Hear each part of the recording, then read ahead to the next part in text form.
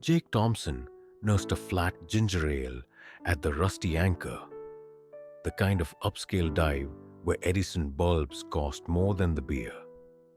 7:42 p.m. Sarah was officially late. He'd showered twice, ironed the navy shirt his sister swore made his shoulders look husband material, and rehearsed three openers that now curdled in his throat. Across the bar, a redhead in a green dress laughed too loud with a guy who wasn't him. Jake checked his phone again. Zero texts, zero mercy. At 8:15, he ordered wings just to look busy. The bartender, Mia, slid them over with pity eyes. "Blind date?" she asked. Jake nodded, cheeks hot. By 9 o'clock, the wings were cold, and his bride was colder. Sarah's Hinge profile glowed on his screen. Spontaneous, hate flakes. He screenshot it, thumbs hovering over a savage caption he'd never send. Instead, he paid, left a 20 for Mia, and stepped into the October chill, plotting petty revenge. Maybe a fake Yelp review about the flaky redhead who ruined my night. Outside, a little girl in a denim jacket sat on the curb, legs swinging, clutching a fistful of crayons and a napkin. She couldn't have been older than 6.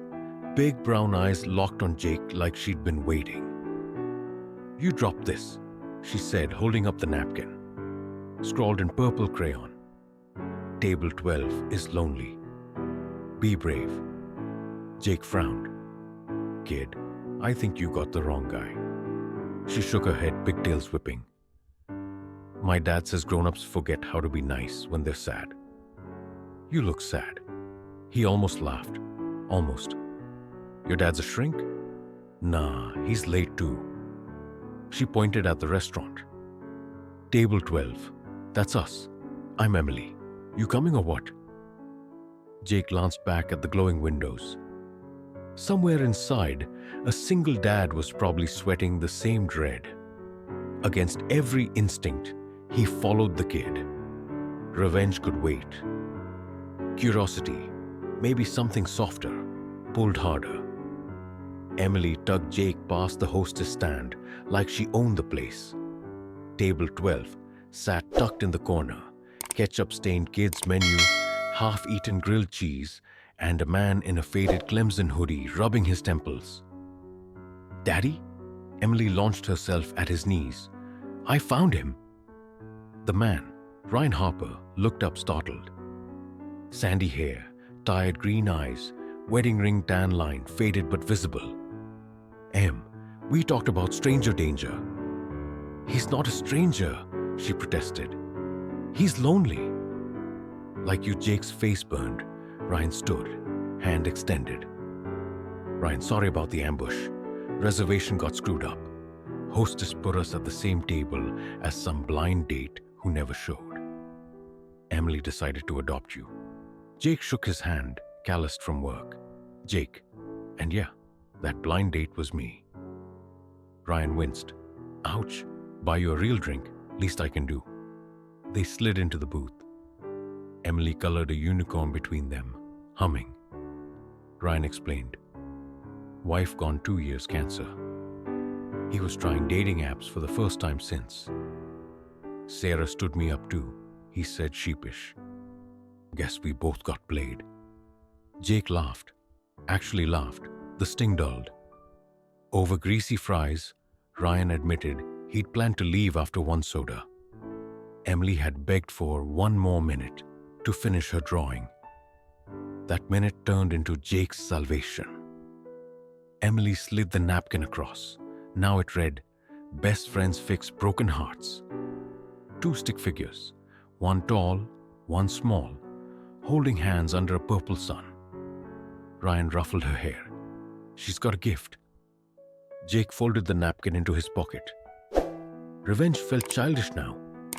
Instead, he asked Ryan about his construction business, about Emily's obsession with unicorns.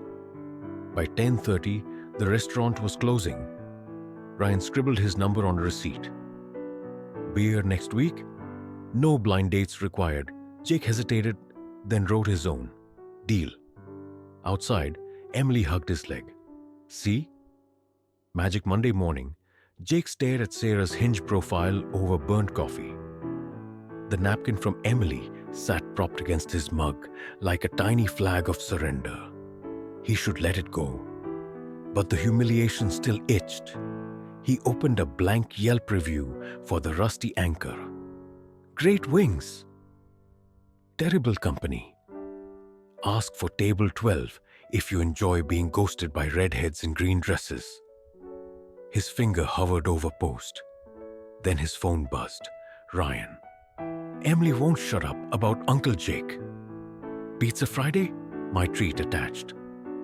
A photo of Emily wearing a paper unicorn horn, waving Jake's napkin like a trophy.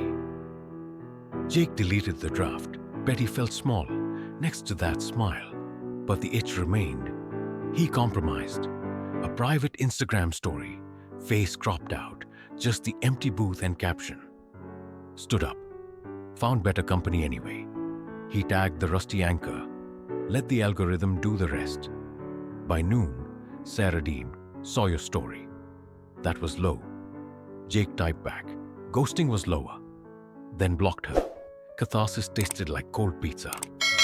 Friday night, Ryan's apartment smelled like pepperoni and crayons. Emily had drawn a new picture. Jake, Ryan, and her riding a unicorn over a rainbow labeled best day ever. Ryan handed Jake a beer, clinking bottles. Heard you went nuclear on social. Respect. Jake shrugged. Therapy's expensive. They laughed until Emily demanded a unicorn backstory. Jake improvised.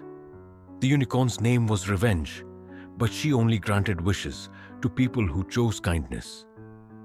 Emily ate it up. Later, washing dishes, Ryan said quietly, You didn't have to be nice to us that night.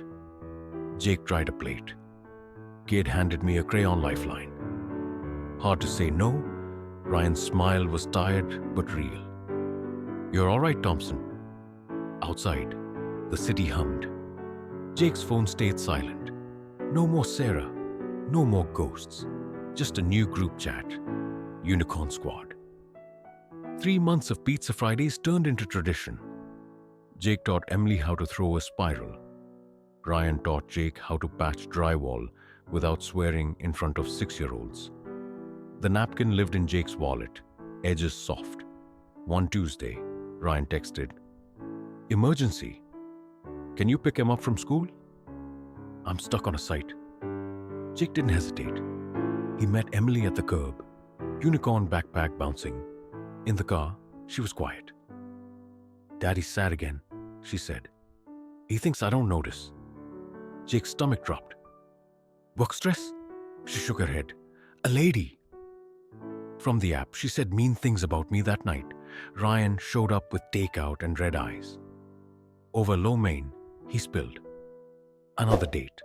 Another ghoster who'd seen Emily's photos and bailed. Called her baggage, Ryan muttered. Like my kids a carry-on. Jake's fork stilled. The old rage flared, not at Sarah, but at every coward who hurt his people. He excused himself, stepped onto the balcony, and opened Hinge. Sarah's profile still glowed. He screenshot her bio, the one bragging about spontaneity, and sent it to Ryan. Recognize her? Ryan's jaw tightened. That's her. The one from the rusty anchor. Jake's laugh was sharp. She stood us both up. Same night, same table, Emily wandered out, hugging a stuffed unicorn. Are you mad? Ryan knelt. Not at you, Peanut. Jake crouched too. At grown-ups who forget how to be brave. Emily's eyes narrowed. Then we fix it. She grabbed crayons, construction paper, and dictator-level focus. 30 minutes later, a glitter-bombed poster reading, Table 12 is magic. Ghosters not allowed. They hung it at the rusty anchor the next day. Mia the bartender cackled, gave them free wings. Sarah walked in an hour later, green dress, same red hair. She froze. Jake lifted his glass. Table 12's taken, permanently, Sarah's face cycled through confusion, recognition, horror. She bolted. The poster stayed. Mia framed it behind the bar. Word spread. The rusty anchor became the spot for second chances. Stranded daters left notes on table 12. If you're lonely, stay. Magic happens. Jake and Ryan became unofficial bouncers of hope. 6 months later, Jake's construction firm partnered with Ryan's.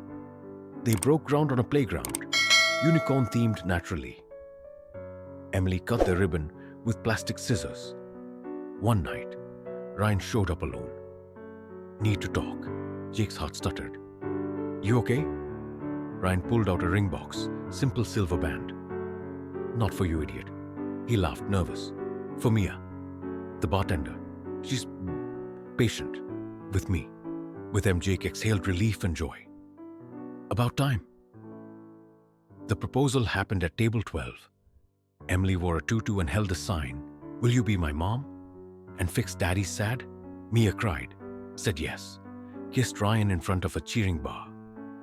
Jake stood back, napkin in his pocket now laminated. He caught Mia's eye. She mouthed, thank you.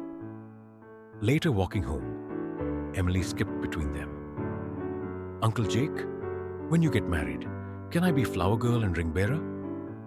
Jake ruffled her hair. Only if the unicorn approves. She grinned. Revenge always approves kindness.